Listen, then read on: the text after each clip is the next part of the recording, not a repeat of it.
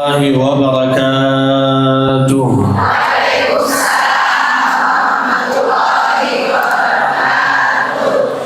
الحمد لله رب العالمين، والصلاة والسلام على أشرف الأنبياء وسيد المرسلين نبينا محمد صلى الله عليه وسلم وعلى آله وصحبه أجمعين. اللهم علمنا ما ينفعنا وانفعنا بما علمتنا وزدنا علما. سبحانك لا علم لنا إلا ما علمتنا إنك أنت العليم الحكيم. Maha suci Allah, saya tidak memiliki ilmu apa-apa, hanya saja yang diberikan oleh Allah Subhanahu wa ta'ala. Di waktu subuh atau waktu duha yang mulia ini, kebiasaan Nabi Muhammad sallallahu alaihi wasallam meminta sama Allah Subhanahu wa ta'ala, Allahumma inni as'aluka ilman nafi'a wa rizqan tayyiba wa amalan mutaqabbala.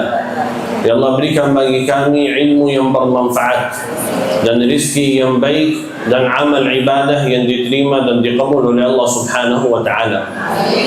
Karena sebenarnya waktu yang terbaik untuk membelajarkan ilmu atau menambahkan ilmu kita itu waktu subuh atau waktu duha. Karena begitu banyak sekolah yang dimulai di waktu subuh. Jadi mudah-mudahan dudukan kita di majlis ilmu ini jadi majlis ilmu yang bermanfaat, yang di dalamnya kita bisa mendapatkan ilmu yang mudah dipahami, mudah diingat, mudah dikerjakan, dan insyaAllah kita bersama-sama mudah masuk surga ya Rabbal Alamin. Sebagaimana kata Rasulullah sallallahu alaihi wasallam diriwayatkan Imam Muslim dari Abu Hurairah radhiyallahu anhu, Rasulullah sallallahu alaihi wasallam bersabda, "Wa man salaka tariqan yaltamisu fihi ilman sahhalallahu lahu bihi tariqan ila jannah." Dan barang siapa yang berusaha untuk cari jalur menuntut ilmu, dia hanya saja berusaha, Allah SWT akan dimudahkan jalur mudah masuk. Jadi mudah-mudahan Allah Ta'ala memudahkan kita semua masuk surga ya Rabbal Alamin. Ibu-ibu, gimana kabar semuanya, sehat? Masih semangat? Sudah dari jam berapa sih? Masya Allah, tabarak. Sudah tetap semangat ya?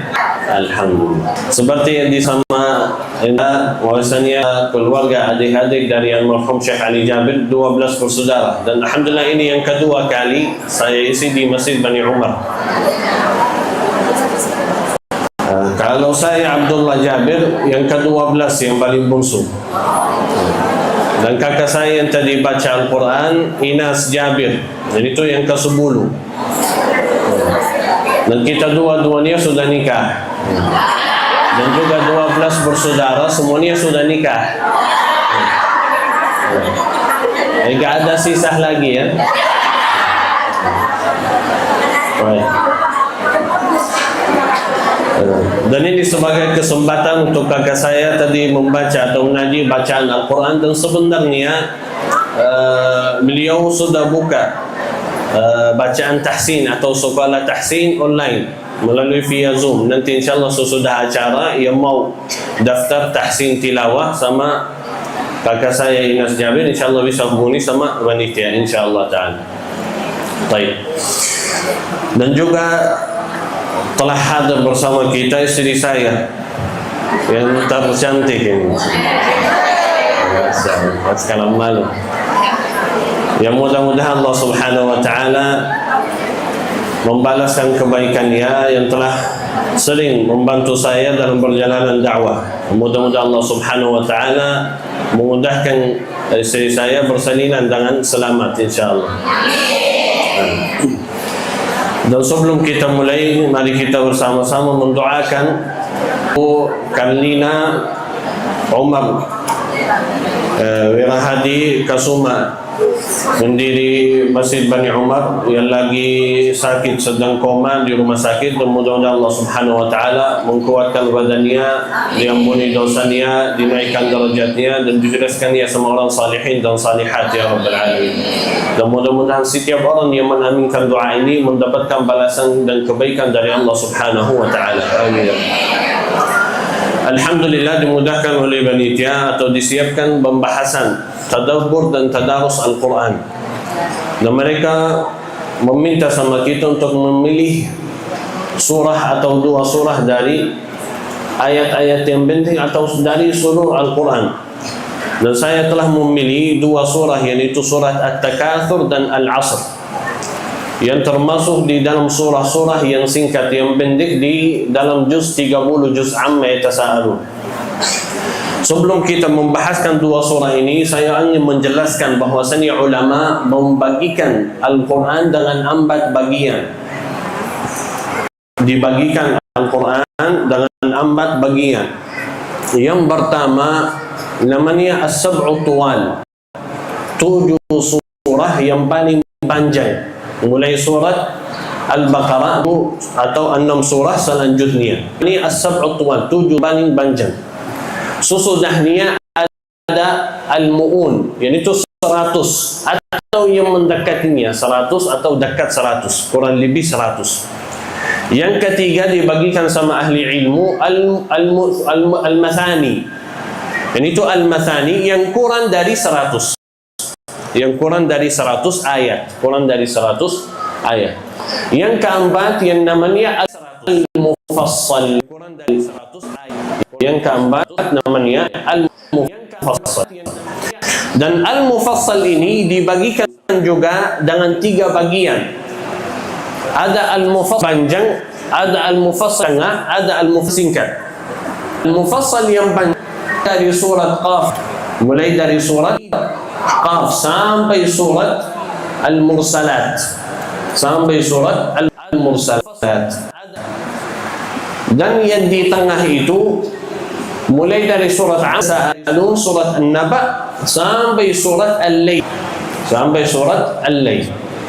Dan Qisarul Mufassal yang singkat mulai dari surat Ad-Duha sampai surat An-Nas, dari surat Ad-Duha sampai surat An-Nas. Dan dari surat Ad-Duha dan surah-surah Al-Mufassal ini, yaitu dari surat Qaf sampai surat An-Nas, itu kebiasaan Nabi Muhammad sallallahu alaihi wasallam ketika salat. Beliau membaca di antara surah-surah Al-Mufassal. Itu kebiasaan Nabi Muhammad sallallahu alaihi wasallam. Dan yang paling banyak beliau baca adalah Awsatul Mufassal dan Qisarul Mufassal, yang di tengah dan yang singkat.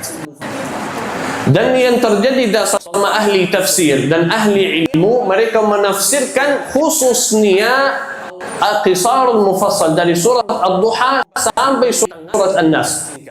Kebanyakan ahli ilmu yang tidak termasuk ahli tafsir yang sempurna atau mentafsirkan Al-Quran 30 juz, tapi pasti kita ketemu ada tafsir minimal dari surat Ad-Duha sampai surat An-Nas, dari surat Ad-Duha sampai surat An-Nas. Karena ini dari surat Ad-Duha sampai An-Nas, kebiasaan masyarakat dan umat Islam membaca ayat-ayat ini atau surah ini di dalam salat. Dan termasuk kewajiban hukum, tapi kewajiban sebagai orang muslim membelajarkan surah-surah yang pendek, surat Ad-Duha sampai surat An-Nas. Dan apa artinya? Supaya ketika anda salat bisa mengerti dan mentafakuri dengan Al-Quran. Allah Subhanahu wa ta'ala, la yatadabbaruna amru bin akfaluha. Apakah mereka tidak mau bertadabbur, bertafakkur dengan Al-Quran, atau hatinya sudah terkunci, sudah tertutup? Alhamdulillah, Allah Subhanahu wa ta'ala memudahkan kita di siang ini kita bisa membahas tentang surat At-Takatsur dan surat Al-Asr. Surah-surah yang singkat tapi ilmunya sangat luas. Bahkan ketika Imam Syafi'i menjelaskan bahwasanya suratul Asr yang 4 ayat ini, kalau Allah Subhanahu wa ta'ala tidak menurunkan ayat atau surah yang menjelaskan kewajiban orang muslim kecuali surat Al-Asr, sudah cukup. Di antara 30 juz, surah yang mengkumpulkan kewajiban orang muslim adalah suratul Asr.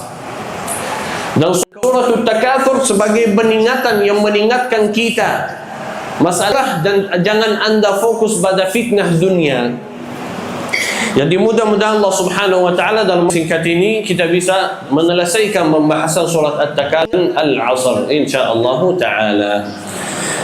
Jadi ini sudah jam 9.47. Jadi kurang lebih insyaallah nanti kita sampai asar ya. Siap? Masyaallah. Kalau ibu-ibu semangat saya enggak. Nah, insyaallah kurang lebih 3 bulan 4 bulan. Nanti sesudah niat kita ada tanya jawab. Tapi bukan dari jamaah, dari saya. Sesuai pembahasan kita. Nanti mohon maaf kalau tidak ada yang jawab, tausiah akan diulangi lagi. Karena mohon maaf kemarin saya pernah safari dakwah di Sumatera Barat, di Pariaman. Sampai 40-50 menit saya tausiah. Selesai tausiah 40 menit sampai ada ibu bertanya seperti itu, ibu-ibu Masya Allah jemaah banyak semangat. Sampai ada ibu bertanya sama panitia, mohon maaf tadi Syekh pakai bahasa apa? Ada saya pakai bahasa Indonesia, apalagi kalau di Sumatera sekitar saya bahasa Minang ya. Subhanallah. Tanya sama panitia Ustaz Ridha. Ini sama kita lagi di luar gak tahu kenal. Karena takut kan saya bilang Ustaz Ridha belum nikah. Nanti yang mau daftar silahkan. Baik. Jadi ibu itu bertanya sama Allah, mohon maaf Syekh tadi pakai bahasa apa? Ustaz Ridha bingung bertanya sama ibu. Maaf ibu baru datang, belum dengar. Tadi Syekh pakai bahasa Indonesia. Enggak, mohon maaf. Tadi saya gak fokus dengar, fokus lihat. Jadi 40 menit atau 50 menit itu hilang manfaatnya. Tapi dari saat itu saya sudah mulai, sesudah tausiah harus ada pertanyaan sesuai apa yang kita bahas, apa yang kita sampaikan, dan mudah-mudahan ada yang jawab. Insyaallah pertanyaan yang mudah. Baik, kita lanjut saja dalam surat At-Takatsur yang tadi dibaca sama kakak saya, Alhaakumut Takatsur. Yang ditafsirkan sama ahli ilmu, Alhaakum telah mensibukkan kalian, telah melalaikan kalian sampai kalian fokus pada At-Takatsur, memperbanyakan apa yang kita miliki, memperbanyakan uang kita, memperbanyakan usaha kita, memperbanyakan keluarga kita, memperbanyakan harta kita. Alhaakumut takatsur. Kita ingin mengumpulkan kumpulan yang banyak, ingin mendapatkan harta yang lebih banyak, keluarga yang lebih banyak, keturunan yang lebih banyak. Alhaakumut takatsur. Jadi sangat fokus pada takatsur. Ini tuh mengumpulkan, fokus pada dunia.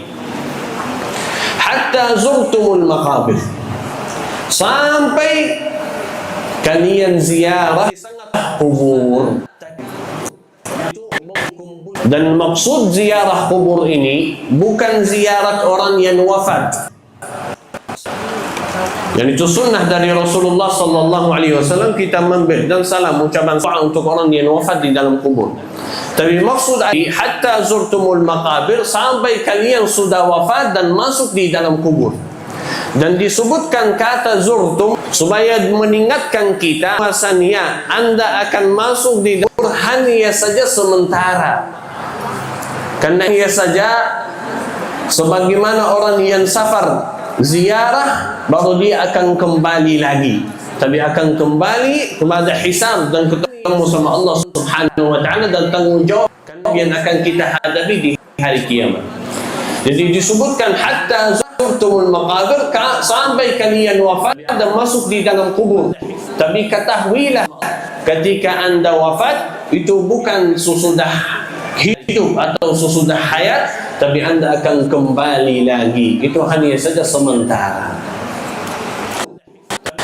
Dan ketika Anda masuk di dalam kubur, Allah Subhanahu wa taala mengingatkan kita, kalla sawfa ta'lamun. Kalian pasti akan tahu. Dan ayat ini ditafsirkan sama ahli ilmu dengan dua tafsir. Yang pertama untuk yang sudah wafat. Karena orang yang sudah wafat ngerti dan taham ketika ketemu mungkar dan nakir dan tempat siapa Tuhanmu, siapa Nabimu, agamamu, dia baru sadar. Kalla sawfa ta'lamun, baru dia tahu, baru dia ingat, baru dia percaya.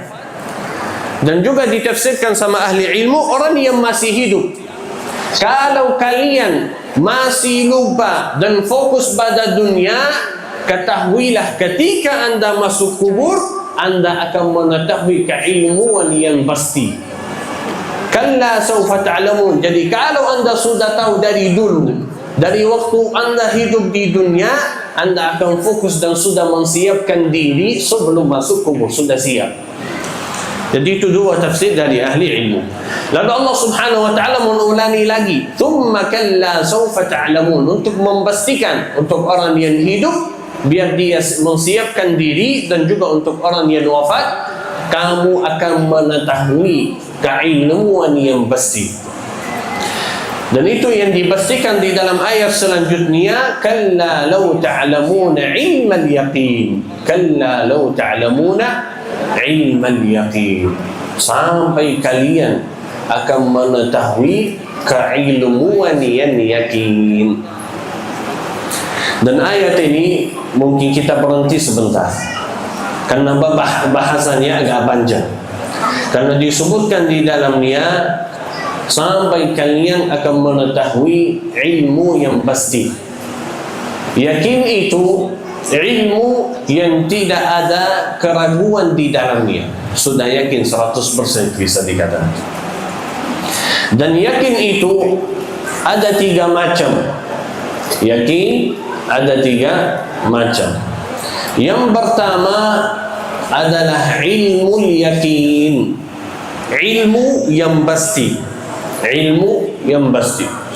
Yang kedua juga disebutkan di dalam surat At-Takatsur, yaitu ainul yakin, ainul yakin, yaitu keyakinan yang sudah dapatkan melalui mata kita, sudah dilihat, sudah yakin karena sudah lihat. Dan ada yang ketiga, haqqul yakin. Haqqul yakin itu sudah dirasakan, sudah dicoba. Sudah dicoba. Contoh. Ilmul yakin. Ilmul yakin itu kita bisa dapat melalui orang yang kita percayakan. Kalau jemaah ibu-ibu percaya sama saya atau tidak? Percaya sama saya atau tidak? Saya sampaikan, ini di dalam kantung saya ada dompet, ada dompet. Percaya enggak? 100% atau tidak? Nah, istri saya percaya 100% atau tidak? Percaya 100%. Percaya atau tidak? Percaya 100%. 100%. Ada yang percaya 100% lagi?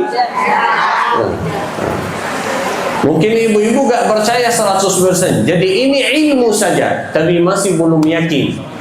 Tapi untuk istri saya percaya dengan yakin. Percaya dengan yakin. Walaupun masih belum lihat. Walaupun masih belum lihat, tapi percaya karena percaya dari orang yang menceritakan. Saya ceritakan, di atas gunung itu ada banjir, di atas mana itu ada ini. Saya percaya, walaupun nggak lihat. Kenapa? Karena orang yang menyampaikan hal tersebut, saya percaya sama orang tersebut.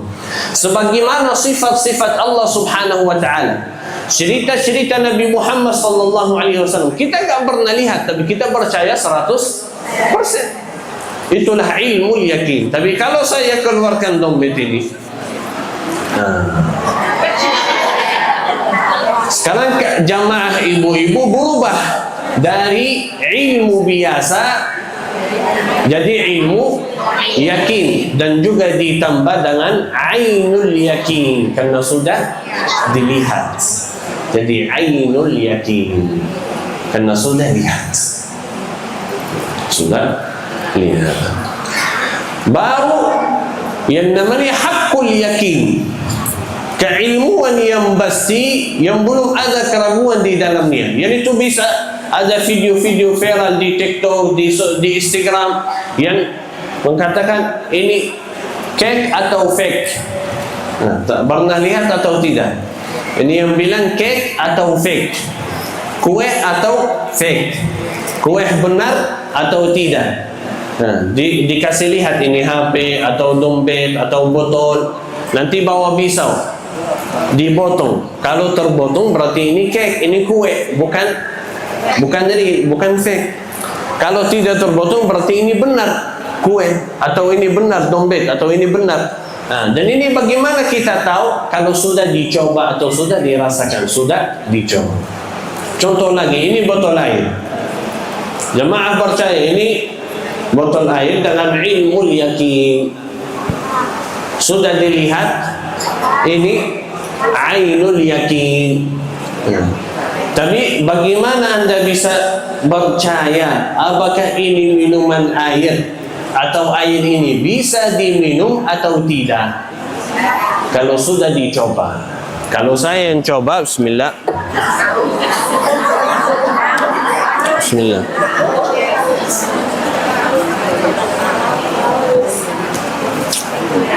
Masya Allah, ternyata murni. Untuk saya ini sudah hakul yakin. Nah, karena sudah dicoba, sudah dirasakan, sudah dirasakan. Jadi yakin itu ada berapa macam? Ada 3. Ilmu yakin yang kita dapatkan melalui ilmu atau apa yang diceritakan sama orang yang kita percaya. Yang kedua, ainul yakin, ilmu yang dipastikan dengan mata kita, sudah dilihat.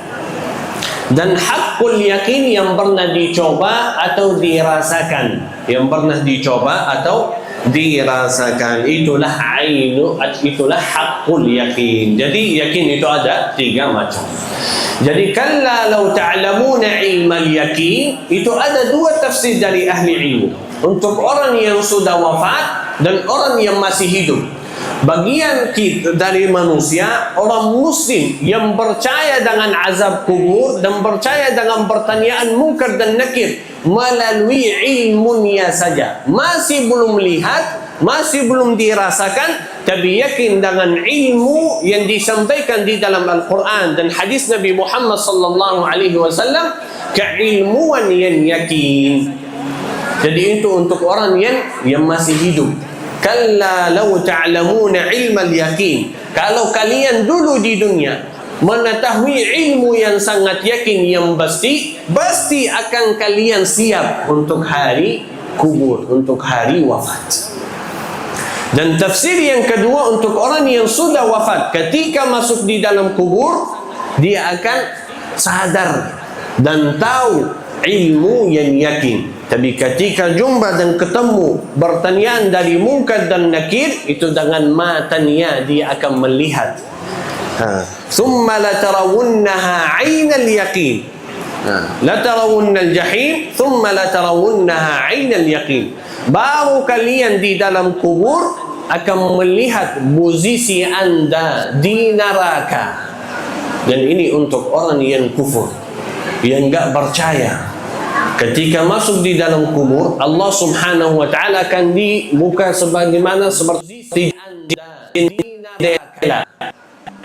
Untuk orang yang melalui jendela ini dia akan dikasih lihat, inilah posisimu di dalam surga. Itu orang yang kafir. Dikasih lihat, ini posisimu di dalam surga kalau kamu percaya. Dan ditutupkan jendela surga, dibuka jendela di neraka. Dan inilah posisimu yang sudah disiapkan oleh Allah Subhanahu wa ta'ala. Na'udzubillah. Dan dia akan melihat seperti firman Allah Subhanahu wa ta'ala, tarawunnal jahim. Dia lihat dengan matanya, tapi masuk neraka karena masih di dalam kubur. Jadi apa? Ainin, thumma latarawunnaha 'ainal yaqin. Sudah dilihat, masih di kubur, tapi sudah melihat buzi neraka. Ayat ini untuk orang ahli kufur atau orang yang pada dunia. Tapi ketahuilah di dalam hadis Nabi Muhammad sallallahu alaihi wasallam ada sebagai kabar gembira untuk orang yang percaya. Orang yang sudah percaya ilmu yakin sebelum masuk kubur, yang sudah menyiapkan diri sebelum wafat, dia akan dibuka jendela di neraka. Inilah posisimu kalau kamu gak percaya. Tapi ditutup, dibuka jendela di surga.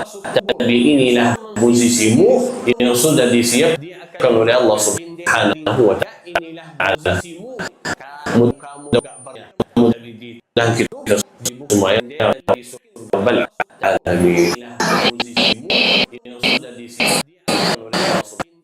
baru sudah itu akan dipanggil oleh Allah Subhanahu wa ta'ala, dihidupkan kita kembali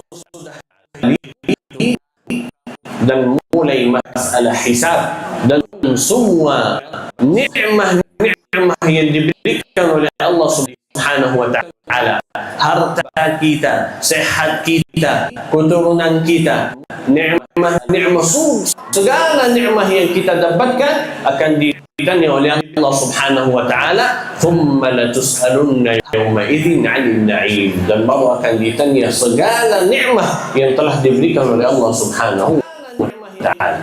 Dan ini ada cerita dari Allah Subhanahu wa ta'ala.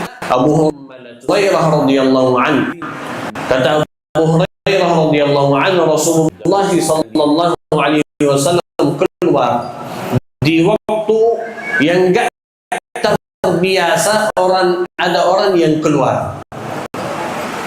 Di masa lalu sesudah duha sebelum zuhur itu saat waktu istirahat. Enggak ada yang keluar di waktu itu. Sebelum zuhur, sesudah duha itu waktu istirahat. Enggak ada banyak aktivitas seperti masa sekarang. Jadi Rasulullah sallallahu alaihi wasallam keluar dari rumah. Tiba-tiba ketemu sama Abu Bakar radhiyallahu anhu. Beliau, "Kenapa wahai Abu Bakar keluar di saat ini?" Kata Abu Bakar, "Saya haus dan rindu sama Rasulullah sallallahu alaihi wasallam. Dan saya juga sangat lapar." Tiba-tiba jalan bersama Rasulullah sallallahu alaihi wasallam sama Abu Bakar. Tiba-tiba ketemu Umar bin Al-Khattab radhiyallahu anhu. Ditanya, "Kenapa wahai Umar keluar di saat ini?" Katanya, "Saya lagi lapar." Jadi mereka bertiga keluar sampai Rasulullah sallallahu alaihi wasallam berkata, "Mari kita ke rumah fulan, salah satu orang Ansar yang punya tanah yang sangat luas dan beliau masya Allah ahli bertani. Masya Allah punya pohon kurma, masya Allah punya kambing. Jadi kita silaturahmi, mudah-mudahan bisa kasih kita makanan."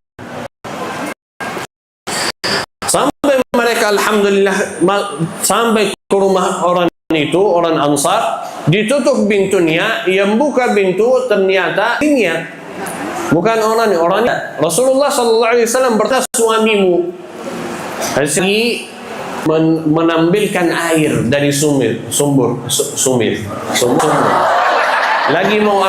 dari sumur. Lagi mau ambil air dari sumur. Ini kan untuk kita. Ini termasuk yang kaya. Orang bertani, insyaAllah sudah usaha banyak mania. Dan ternyata kalau dia butuh air, dia gak dapat di rumah, harus keluar dan dia bersungguh-sungguh cari air sendiri. Dia yang cari air sendiri. Di masa sekarang kita cukup buka aplikasi Gojek atau Grab ya, dan langsung dari rumah. Gak usah keluar kemana-mana, langsung dari rumah dapat. Subhanallah. Apalagi di masjid ini sudah dikasih air gratis. Subhanallah.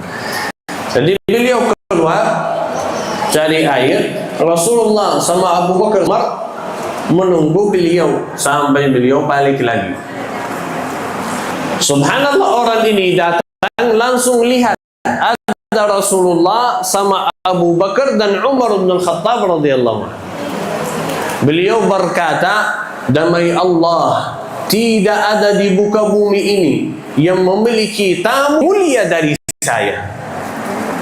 Di muka bumi yang paling mulia tamunya adalah saya. Karena ada Rasulullah dan dua sahabatnya, yaitu Abu Bakar dan Umar bin Khattab radhiyallahu anhu. Beliau langsung menundangkan Nabi Muhammad sallallahu alaihi wasallam ke tanah beliau, duduk di bawah pohon kurma, dan beliau menyiapkan kurma dengan 3 macam, yang sudah matang, yang masih basah, yang sudah jadi 3 macam. Rasulullah sallallahu alaihi wasallam bertanya, kenapa gak bawa 1 macam saja? Kata beliau, saya ingin Rasulullah sallallahu alaihi wasallam yang pilih sendiri. Itu termasuk memuliakan tamu. Jangan dikasih 1 kue lah, tapi kita siapkan berapa macam, dia yang ambil sendiri. Jangan ditanya yang mana. Nah, disiapkan semua. Dia ambil yang mana, alhamdulillah. Baik. Jadi beliau menyiapkan 3 macam kurma. Yang sudah basah, yang masih kering, yang masih belum matang, yang tengah-tengah. Beliau langsung siap mau menyembelih kambing untuk memuliakan tamunya Nabi Muhammad sallallahu alaihi wasallam. Kata Rasulullah sallallahu alaihi wasallam, ambillah kambing yang sudah atau yang masih muda dan bukan hamil. Jadi beliau ambil salah kambing yang masya Allah sehat, dibelikan, dimasakkan, dikasih untuk Rasulullah sallallahu dan sahabatnya. Sesudah Rasulullah sallallahu alaihi wasallam makan kambing itu dan makan kurma itu, beliau duduk dan berkata, damai Allah itulah yang akan ditanya oleh Allah subhanahu wa ta'ala. Beliau mengingatkan sahabat Al-Ansar ini dan Abu Bakar dan Umar bin Khattab, itulah bahwasannya na'im yang akan ditanya oleh Allah subhanahu wa ta'ala. Thumma la tus'alunna yawma idzin 'anil na'im. Allah sallallahu alaihi wasallam membaca ayat terakhir surat At-Takatsur. Damai Allah akan ditanya nikmah yang diberikan oleh Allah subhanahu wa ta'ala. Duduk di bawah naungan pohon kurma dan bisa menikmati kurma dan bisa menikmati makanan kambing, itulah bahwasannya na'im yang dimudahkan oleh Allah subhanahu wa ta'ala dan akan ditanya oleh Allah subhanahu wa ta'ala. Dan kalau kita lihat di masa sekarang, itu tidak termasuk nikmat yang bisa dikatakan, oh ini nikmat sekali. Itu makanan biasa saja yang semua orang bisa dapat. Bagaimana di masa sekarang dengan ni'im yang sangat banyak yang telah diberikan oleh Allah subhanahu wa ta'ala. Dan ini pelajaran dan wasiat dari saya untuk jamaah, khususnya ibu-ibu yang masak di rumah atau pesan makanan dari di luar. Tolong kalau mau makan atau lagi di open buffet, kalau mau ambil makanan, ambil sesuai yang kamu bisa habisin. Sudah habis, masih lapar lagi, silahkan ambil lagi, tapi jangan ambil kelebihan. Dan kalau sudah ambil, sudah dibunuh piringnya, tolongkan. Kalau tidak bisa, tolong di take away, ambil, nanti dimakan lagi. Ya, take away. Bahasa Inggris sama bahasa Indonesia beda ini. Saya pakai bahasa Inggris.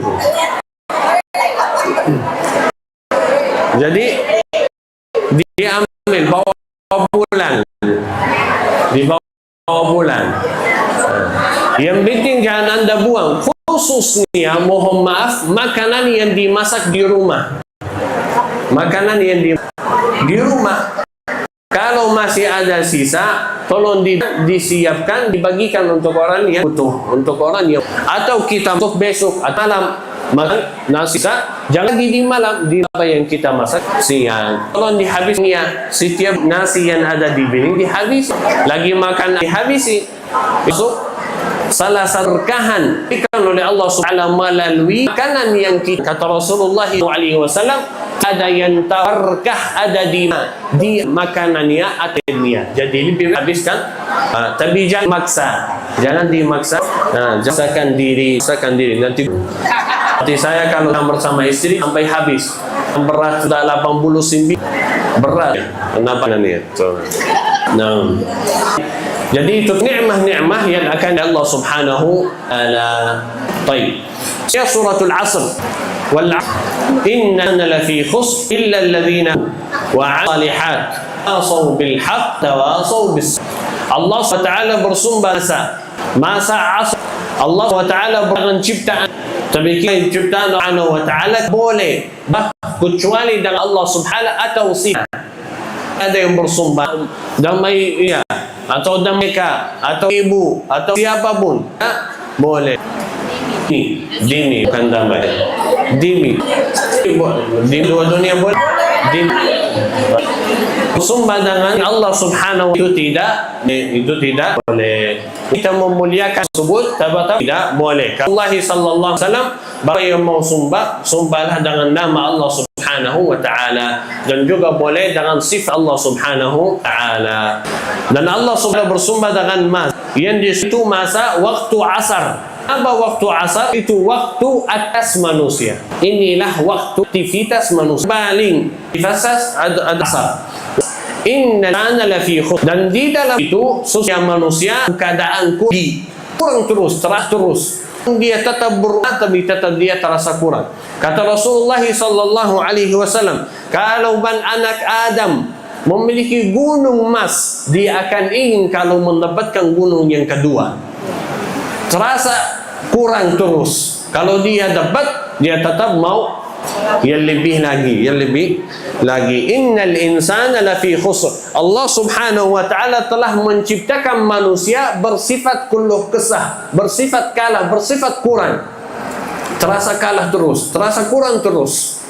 Itulah sifat yang diciptakan oleh Allah Subhanahu wa ta'ala di dalam manusia. Semua manusia, innal insana, dimuliakan dengan al-ta'rif. Jadi semua manusia akan hidup dalam keadaan kalah atau dalam keadaan kurang. Jadi ya Allah, kita semuanya orang saleh, orang baik, orang muslim, orang kafir, semuanya akan kalah, semuanya akan terasa kurang, ya semuanya. Ya Allah, apakah saya bisa menselamatkan diri dari tersebut atau tidak? Apakah saya bisa menselamatkan diri dari kekalahan itu? Tidak. Allah Subhanahu wa ta'ala di ayat selanjutnya, kecuali. Jadi semua manusia dalam keadaan kalah, kecuali apa? Kecuali 4 orang atau 4 sifat. Yang memiliki 4 sifat ini akan diselamatkan oleh Allah Subhanahu wa ta'ala. Sebagaimana di dalam surat Al-Haqqah, Allah Subhanahu wa ta'ala,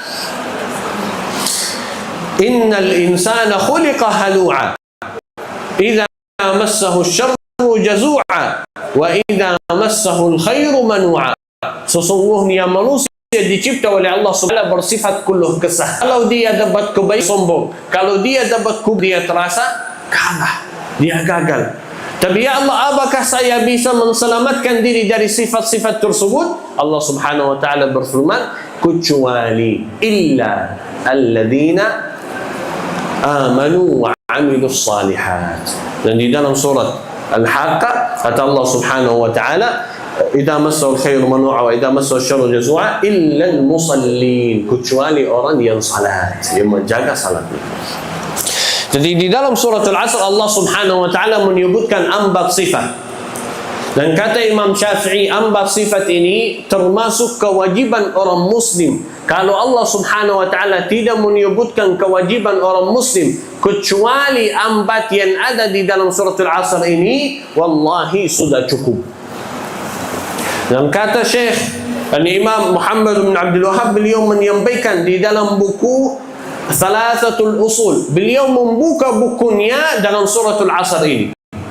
Beliau menyampaikan kewajiban orang Muslim adalah ambat. Wajib bagi setiap orang Muslim agak ambat hal. Yang pertama adalah ilmu. Yang kedua adalah amal, mengerjakan ilmunya. Yang ketiga, selalu berusaha menajak untuk kebaikan dan cari mana yang benar dan mana yang salah. Dan yang keempat, dia bersabar. Jadi kewajiban orang Muslim ada empat. Yang pertama ilmu, yang kedua amal, yang ketiga dakwah, yang keempat sabar. Yang keempat sabar. Bagaimana kita kumpulkan empat kewajiban orang Muslim ini bersama ayat suratul Asr? Illal ladzina amanu. Yang pertama, orang yang akan selamat adalah orang yang beriman, orang yang percaya sama Allah Subhanahu wa Ta'ala. Dan ketahuilah, anda tidak mungkin mendapatkan iman yang sempurna kecuali melalui ilmu. Makin ilmu banyak, makin anda kenal sama Allah Subhanahu wa Ta'ala, makin imanmu sempurna dan kuat. Dan disampaikan sama ahli ilmu, iman kita bisa naik dan turun dengan empat hal. Itu pembahasan kita tausiah kemarin. Tahun berapa itu? 2 tahun yang lalu kita membahaskan apa yang menaikkan dan menurunkan iman kita di Masjid Bani Umar ini. Ada yang masih ingat atau enggak? Yang pertama, kenal sama Allah Subhanahu wa Ta'ala. Makin anda kenal sama Allah Subhanahu wa Ta'ala, makin imanmu tinggi. Gak kenal sama Allah Subhanahu wa Ta'ala, imannya turun. Dari mana saya kenal sama Allah Subhanahu wa Ta'ala? Melalui ilmu. Melalui ilmu. Yang kedua, yang menaikkan dan menurunkan iman kita, ibadat tafakkur, bertafakkur dengan ciptaan Allah Subhanahu wa Ta'ala dan bertafakkur dengan Al-Quran. Anda tafakkur, bagaimana anda bisa? Melalui ilmu. Melalui ilmu. Makin anda tafakkur, imanmu naik. Tidak bertafakkur dengan ciptaan Allah Subhanahu wa Ta'ala dan tidak bertafakkur dengan Al-Quran, imannya turun. Yang ketiga, berbanyak amal salih. Banyak amal salih, imannya naik. Tidak ada amal salih, imannya turun. Yang keempat, dosa dan maksiat. Banyak dosa dan maksiat, imannya turun. Berusaha menjauhkan dosa dan maksiat, imannya naik. Jadi itu empat hal yang menaikkan dan menurunkan iman kita. Yang kita bahaskan sekarang adalah 2 yang pertama, yaitu kenal sama Allah Subhanahu wa Ta'ala, ibadat tafakkur. Bagaimana kita bisa kenal sama Allah Subhanahu wa Ta'ala dan bagaimana kita bisa tafakkur? Melalui ilmu. Dan makin ilmumu banyak, maka baca Al-Quran, mentadaruskan Al-Quran, mentadaruskan hadis Nabi Muhammad, kenal sama Sahih Husna, makin imanmu tinggi. Illa alladhina amanu, yang dikatakan sama Abdul Wahab, adalah ilmu, dan ilmu yang menguatkan iman kita. Ilmu yang menguatkan iman kita. Dan dijelaskan juga sama ahli ilmu bahwasannya ilmu ada 5 macam. Ilmu ada 5 macam. Ada 4 ilmu yang wajib dipelajari.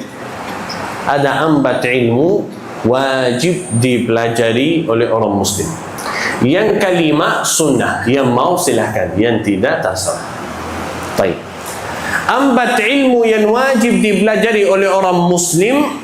Yang pertama sama yang ketiga sama yang kedua sama yang ketiga itu 3 pertanyaan yang kita ditanyakan oleh Munkar dan Nakir. Wajib bagi orang Muslim bisa membalaskan atau menjawabkan 3 pertanyaan tersebut, yaitu siapa Tuhanmu, siapa nabimu, dan apa agamamu. Itu 3 ilmu wajib dipelajari. 3 ilmu yang wajib dipelajari. Wajib bagi orang Muslim, dia bisa jawab siapa Tuhanmu, dia bisa jawab. Jawaban yang singkat Allah Subhanahu wa ta'ala. Tapi makin anda kenal sama Allah Subhanahu wa ta'ala, makin mudah nanti jawab. Tapi hanya saja kenal sama Allah Subhanahu wa ta'ala dengan nama Allah, tapi gak kenal dengan benar-benar ilmu, nanti akan agak susah menjawab pertanyaan tersebut. Yang kedua, siapa nabimu? Minimal anda sebagai orang Muslim mempelajarkan bagian dari sirah Nabi Muhammad sallallahu alaihi wasallam. Lahir di mana, wafat di mana, ajak untuk apa wasiatnya, apa akhlak. Minimal gak usah mulai sirah, tapi lahir di Makkah, Madinah, beliau masuk akhlak, beliau mentauhid, kewajiban kita. Yang ketiga yang wajib dipelajari adalah apa agamamu, dan itu rukun Islam, rukun iman. Membelajarkan 5 rukun Islam dan 6 rukun iman. Nah, jadi itu 3 ilmu yang wajib dipelajari. Siapa Tuhanmu, siapa nabimu, dan apa agamamu. Ilmu yang keempat yang wajib dipelajari itu ilmu yang dibutuhkan untuk ibadah. Orang yang atau anak yang masih belum balik, untuk anak ini yang Muslim masih belum wajib belajar cara salat. Kenapa? Karena salatnya masih belum wajib. Tapi bagi orang yang wajib salat, wajib belajar ilmu salat atau cara melaksanakan salat. Haji hukumnya wajib atau tidak? Mudah-mudahan dia bisa berangkat haji. Jadi haji itu hukumnya apa? Wajib atau tidak? Wajib. Bagi yang mampu. Tapi apakah wajib membelajarkan ilmu cara melaksanakan haji? Wajib bagi orang yang mau berangkat haji. Saya masih belum dapat panggilan, masih belum ada harta, masih belum bisa haji. Tidak wajib belajar cara melaksanakan haji. Tapi orang yang mau haji, sudah daftar dan sudah dapat, dia wajib mempelajarkan cara melaksanakan haji atau ada yang membantu. Kenapa? Karena ini ilmu yang dibutuhkan. Saya lagi mau haji, jadi saya butuh belajar cara haji. Saya ada harta, mau mengeluarkan zakat, jadi wajib bagi saya membelajarkan cara mengeluarkan zakat atau ada yang membantu. Tapi saya gak ada harta, apakah wajib belajar ilmu fikih zakat? Tidak wajib. Jadi ilmu yang keempat itu beda setiap orang. Ibadah yang wajib diamalkan, anda wajib membelajarkan caranya. Wajib bagimu salat, wajib membelajarkan caranya. Wajib bagimu puasa, wajib membelajarkan caranya. Wajib bagimu zakat, membelajarkan caranya. Ada yang membantu. Jelas. Ada orang yang baru masuk Islam. Ada orang yang baru masuk Islam, mu'allim. Orang ini kalau baru masuk Islam, masuk di bulan Muharram, alhamdulillah. Apakah dia wajib belajar hukum-hukum puasa Ramadan? Tidak. Tapi sekarang dia wajib belajar cara salat, karena wajib dilaksanakan. Tapi kalau bulan Ramadan masuk, dia wajib membelajarkan caranya. Kapan mulai puasa, kapan selesai puasa, dan apa yang dia boleh, apa yang tidak. Jadi itu ilmu yang keempat, yaitu ilmu yang dibutuhkan untuk melaksanakan ibadah yang wajib. Dan yang kelima itu mustahab, membelajarkan ilmu umum, membelajarkan tafsir, membelajarkan fikih, membelajarkan hadis, membelajarkan adab, itu semuanya ilmu tergantung kita. Mau belajar silahkan, tidak mau terserah. Jadi ini yang pertama, illal ladzina amanu, dan ketahuilah anda tidak bisa beriman iman yang sempurna kecuali melalui ilmu. Dan ilmu ada empat ilmu yang wajib. Siapa Tuhanmu, siapa nabimu, apa agamamu, dan ilmu yang wajib dipelajari adalah ilmu yang wajib diamalkan. Jelas? Jelas? Masih fokus? Ada yang ngantuk? Ini yang pertama. Yang kedua, illal ladzina amanu. Yang kedua, wa amilus salihat. Apakah kalau saya beriman cukup saya masuk surga? Mohon maaf, tidak. Iman saya di dalam hati, iman saya dan saya yakin, Masya Allah imannya kuat, percaya sama Allah subhanahu wa ta'ala, percaya hari kiamat, tapi gak salat, gak ibadah, gak puasa Ramadan, mohon maaf, tidak ada manfaat. Kan Nabi itu disampaikan illal ladzina amanu wa amilus salihat. Amal yaitu menamalkan ilmu yang kita miliki. Sudah tahu salah wajib, baru dia menamalkan atau mengerjakan salah. Kenapa? Diceritakan atau dicontohkan di masa Rasulullah sallallahu alaihi wasallam. Apakah mereka punya iman dan percaya sama Nabi Muhammad atau tidak? Kuffar Quraisy, Abu Lahab, Abu Jahal percaya sama Muhammad atau tidak? Mereka tahu ini orang yang paling jujur, yang paling amanat atau tidak? Mereka tahu. Dan mereka yakin apa yang diberikan sama Muhammad sallallahu alaihi wasallam itu benar 100%. Tapi apakah diikuti atau tidak? Tidak. Jadi tidak perlu kalau saya punya ilmu, berarti sudah ini bukti iman. Berarti ini sudah bukti iman. Harus dibuktikan melalui amal kita, perbuatan kita. Disampaikan sama Ahlus Sunnah wal Jamaah, al-imanu yazidu wa yanqus. Iman naik dan turun. Wa huwa tasdiqun bil jinan, percaya dengan hati. Wa qaulun bil lisan, dan diucapkan dengan lisan, lidah kita. Dan dibuktikan melalui perbuatan. Dibuktikan melalui perbuatan. Itulah iman sebenarnya. Jadi wa amilus salihat, anda mengerjakan ilmu yang anda sudah miliki. Mengerjakan ilmu yang anda sudah miliki. Gak usah ke masa Rasulullah, di masa sekarang berapa banyak umat Islam? Kurang lebih 2 miliar. Tapi apakah semua orang muslim tahu penting niat salat atau tidak? Tahu, semua orang muslim pasti tahu salat itu wajib. Tapi apakah semua orang muslim salat? Tidak. Jadi tidak perlu punya ilmu, berarti sudah iman sempurna. Tidak perlu. Wa amilus salihat. Ini agak panas ini, Syekh. Baik. Illa alladzina amanu wa amilus salihat. Sesudah anda beriman melalui ilmu, baru anda mengerjakan ilmumu melalui perbuatanmu, yaitu amal salih. Amal salih yang diajarkan oleh Allah Subhanahu wa taala dan Nabi Muhammad sallallahu alaihi wasallam. Yang ketiga, dakwah. Yaitu selalu cari kebenaran dan menajak untuk kebaikan. Wa tawasau bil haq.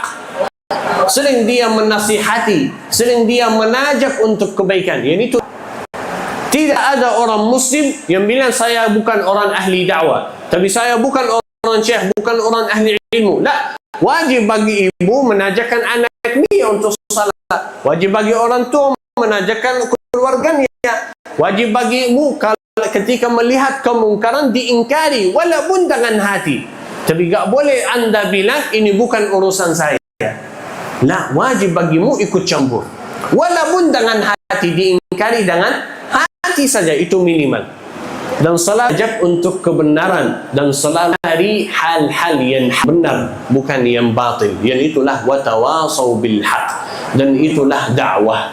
Cari yang benar dan menajak untuk yang benar, untuk kebaikan, menajak untuk kebaikan. Dan yang terakhir adalah sabar. Yang terakhir adalah sabar. Watawasau bis sabr, dan mereka selalu orang muslim berusaha sabar. Dalam singkat, sabar ada 3 macam. Sabar untuk menjalankan taat, menjalankan ibadah. Susah kita duduk di dalam majlis ilmu yang syekh gak mau berhenti-berhenti, sudah 1 jam masih belum selesai. Itu susah. Tapi tetap duduk, tetap sabar. Ya, mudah-mudahan selesai. Ya. Atau lagi capek, gak bisa ke masjid, lagi capek, gak bisa puasa, tapi tetap sabar menjaga. Itu sabar yang pertama.